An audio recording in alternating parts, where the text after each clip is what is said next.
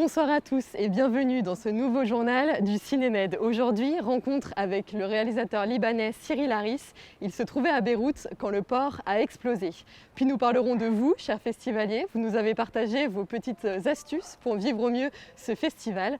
Mais avant cela, direction le Kosovo des années 2000, où la jeunesse se heurte au manque d'espoir.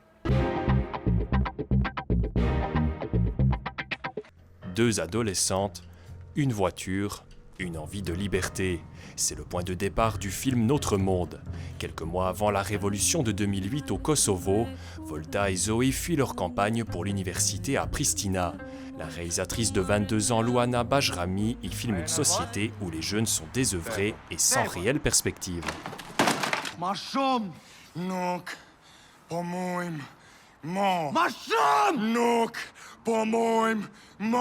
fait, on ne sait pas contre qui on est en colère.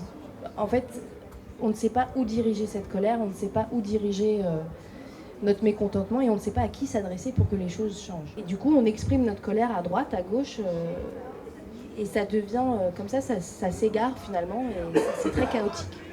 Le film met en avant un aspect méconnu du Kosovo, dont l'indépendance n'est toujours pas reconnue par l'ONU. L'avenir pour la jeunesse y reste encore incertain. Aujourd'hui, c'est toujours la même chose. C'est-à-dire qu'on attendait la libéralisation des visas, des libertés en appelant d'autres, de toute façon, toujours. C'était acté, ça devait se passer, et un veto vient d'être mis, là, il y a quelques semaines. Donc, cette liberté-là disparaît à nouveau soudainement. Originaire du Kosovo, Louana Bajrami a fondé une société de production, histoire de contribuer au développement du cinéma dans ce pays de l'ex-Yougoslavie.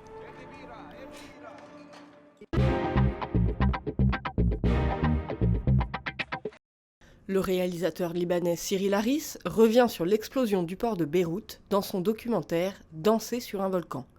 Il a choisi de filmer une équipe de tournage dans les semaines qui ont suivi ce drame. La question était vraiment, on fait comment pour se redresser après un événement tellement traumatique, et j'ai voulu aborder ce sujet à travers des artistes. Comment l'art pourrait avoir un pouvoir cathartique, ou comment le cinéma pourrait servir d'une sorte de guérison après cet événement qui a vraiment touché Beyrouth et qui l'a plongé dans une grande apocalypse. Et donc il fallait une histoire qui soit un peu plus spécifique, mais qui serve de portrait de toute la société. L'un des protagonistes dit cette phrase très belle: le cumul de drames peut donner naissance à quelque chose d'extraordinaire. Justement, ce cumul de tragédies force un peu cette jeunesse ou bien cette société à créer, parce que ça devient vraiment une question d'existence, quoi. L'une des petites actrices du film, de votre documentaire, se dit être très affectée par l'état de son pays, les changements qu'elle observe, et attristée de voir ses parents travailler de plus en plus durement. Est-ce que vous avez le sentiment que les politiques en place lui ont volé son innocence ? Oui, mais ça c'est sûr, c'est vraiment pour toutes les générations. En fait, c'est ça un peu la tragédie du Liban, et c'est pour ça que j'aime bien ces scènes entre Mounia et son père, ou bien entre Mounia et la petite actrice, parce que vraiment on a les trois générations, et on voit un peu comment ce sont les mêmes tragédies qui se répètent de génération en génération, et on voit un peu les perspectives de ces différents âges vis-à-vis de ces crises-là. Et justement, cette petite fille au début du film, elle est bien plus joyeuse, elle a bien envie de faire le film, machin, on voit une certaine joie de vivre, mais à la fin du film, on voit que vraiment le contexte social l'affecte beaucoup, et comme vous dites, lui vole un peu son innocence. Ok, ben merci beaucoup. Merci. Au début, c'était encore plus vaste. J'avais encore plus de sujets, donc j'ai resserré.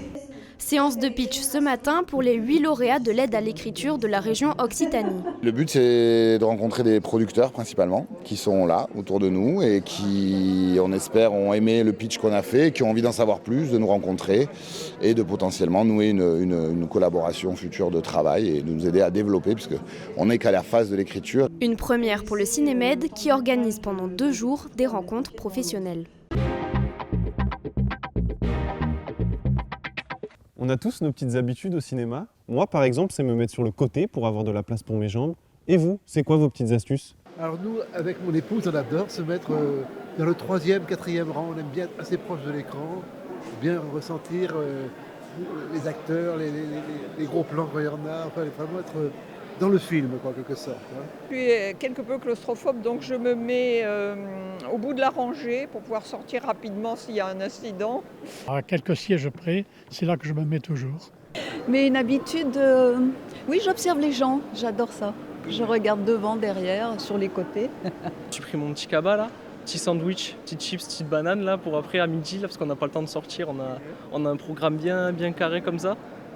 Et je me suis pris des biscuits aussi. Vous êtes sur le côté, c'est une place que vous affectionnez? C'est une des rares du quorum où j'ai la place de mettre mes jambes. Je crois qu'il y en a deux et puis c'est ces deux-là. Peu importe vos habitudes, n'oubliez pas le rituel du Cinémed, le clapping. C'est fini pour aujourd'hui, rendez-vous demain pour une nouvelle édition. Bonne séance.